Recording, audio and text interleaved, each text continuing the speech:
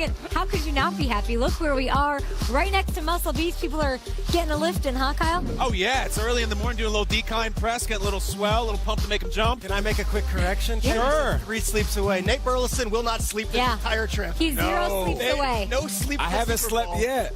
Last night was lit, Kat. Yeah, what does that mean? I'm just saying, I was out. I saw some superstars. And it was a good time. Miami's been Call good your shot on the celebrity site you want to see. Like, who do you want to see? Oh, I want to see Mr. Wonderful from Shark Tank. Oh, look out.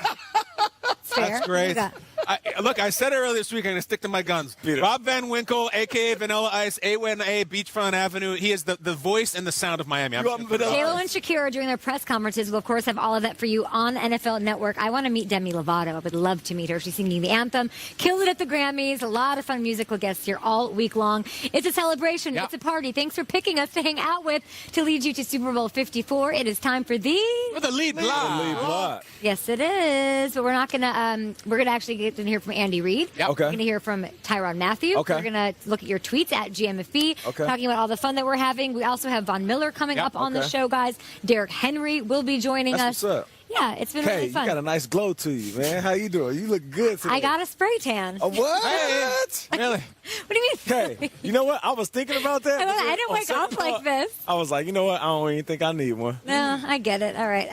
Let's talk about Christian McCaffrey on the show, right? We did. It's pretty awesome. How did you feel about Christian McCaffrey doing so? What do you want to talk about? Yeah, well, if the McCaffrey thing, sometimes you watch him, you're like, how does he do what he does? He's not a very big guy. You know, like he's not a Derrick Henry type. I'm telling you, when you see this gentleman in person, he is very genetically blessed. What do you mean? Like a little kid when they stuff toilet paper rolls in their shirt to make muscles, that's what Christian McCaffrey looks like. He's too thick. Were you? I'm telling you, he's really, like, his clothes can barely contain him. He's so muscular. Were you looking at his booty? What are you saying? Yeah. His glutes? You were saying his jeans were tight. Yeah. No, listen, all jokes aside, we know what it is. When you get in the weight room, if you can work the lower half of your body, you'll be a monster. Yeah, but Christian McCaffrey, he's a different type of beast. Well, how about Derrick Henry? You think he's a different type? He's coming on, too. He what? Nate, stop doing that. That was supposed to be 2 minutes of us talking about Mahomes, but here's Andy Reid live at the podium. The 49ers, we know they're a good football team, and be an exciting game, I think, for the fans. Two good teams playing each other. I know the city of Kansas City is on fire right now with excitement, and then we appreciate all the support we've had down here from our fans, and likewise the way you guys have handled yourselves as the media. We appreciate that and the support there. So we'll finish up today with a good practice, and then tomorrow with another good one. Tidy up the red zone a little bit tomorrow, and then we'll be ready for our mock game, and then ready for Sunday. So, anyways, with that, time's yours. Coach, back left here. Have you got a general sense of the support for you personally? There's been a lot written. Your players have talked a lot about this, about with your longevity in the league, the amount of success you've had in the regular season to win one for Andy. Yeah, no, listen, I'm humbled by it. I'm very humbled by it. I mean, I've got great guys here, friends likewise around the league, been doing a long time, so I appreciate that. But this game's not. This is about this team, and so the guys that have worked so hard to get where they're at right now, the players, the coaches. It's about the organization, and you'd love to say it's a one-man. That's not what this is. It's a team. It's a team effort, even getting to this position. So it's not about one person at all. And right now, my complete focus is on making sure that we as coaches do a good job and as players do a good job in the Super Bowl. Hi, Andy. How you doing? So speaking of team, we saw you week 11 and the defense was still working to come together. Can you give us some perspective on the challenges of completely revamping a defense from coordinator to coaches to new players and kind of what that takes and how you stay the course? Yeah. So, in Bob Sutton's own way, he has a piece of this too. So those coaches built a nice foundation for us. And then Spags came in with this new coaching staff that we have on the defensive side, and really upped it, along with Brett Veach, bringing in a handful of new players that really fit into what Spags is trying to get done there. The guys have bought into what Steve has asked them to do, and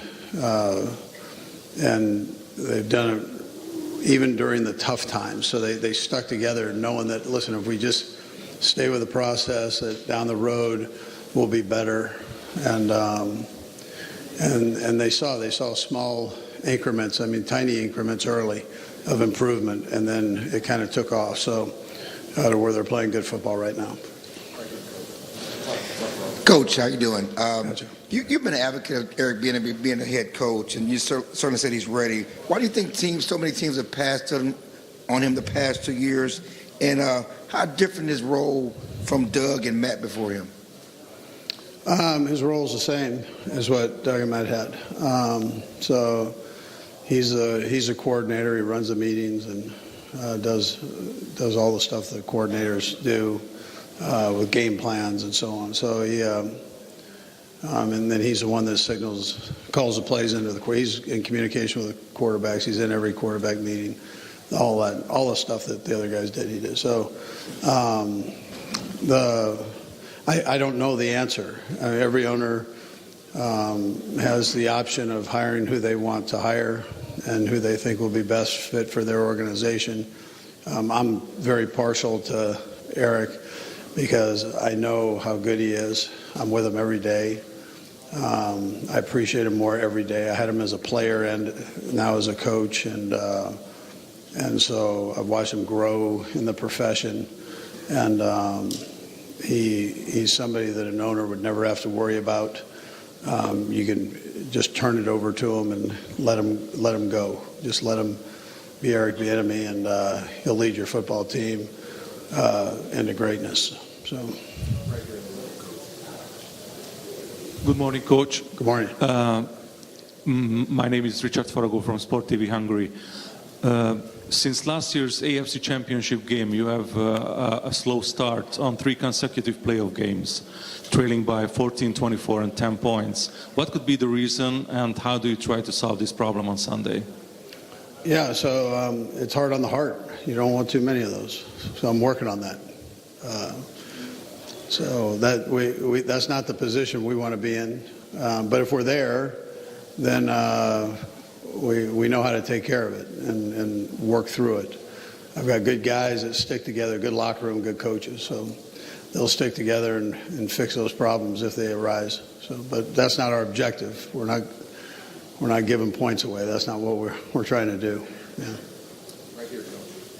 Andy, like many coaches, you've had to make sacrifices when it comes to your family. Has it gotten any easier in Kansas City now that there aren't maybe as many time constraints as you shift from dad mode into Gramps mode? Yeah, no, I've got these 9 grandkids. It was worth all the headaches of the other ones, getting them where they're at. But those 9 grandkids are awesome. So they keep you young, and at the same time make you feel old. It's kind of like sweet and sour pork. Coach, right here, Coach. Oh. I know you're talking about putting the defense together, and one of the guys that really came along mid-season was Mike Pennell. It's not a name that anyone's really talking about, but he really worked inside. Did you have the kind of idea that he would make the impact that he's made on the inside when you guys, and what were the discussions like when you brought him in season? Yeah, so he's another Kansas City kid. We got a couple Kansas City kids, and he's one of them. He went to a smaller college, had an opportunity to get in the National Football League. We were able to pick him up, and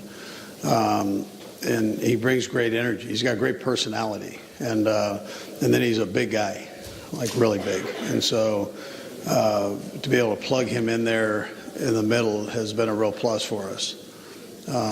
Helps us in the run game, and his attitude is top notch. I like the kid as a human being, and also what he does on the field. Hey, Coach, your last stop before reaching the NFL was at Missouri as the O-line coach. I was wondering if you could reflect on your time there and what you took from Columbia into the league with you. Yeah, no, I love my time in Columbia. The University of Missouri, I hold close to my heart, man. That's a great place. We weren't as good as we wanted to be, but we were on the rise when I was there, and had a chance to play Eric Bieniemy and that Colorado team, and they cheated. So it took them 5 downs to beat us. Yeah. So I remind them of that often. But what a great opportunity though was working for Bob Stull there, and getting to know the people of Columbia. I mean, it was a great place, great stop. Hey, Andy.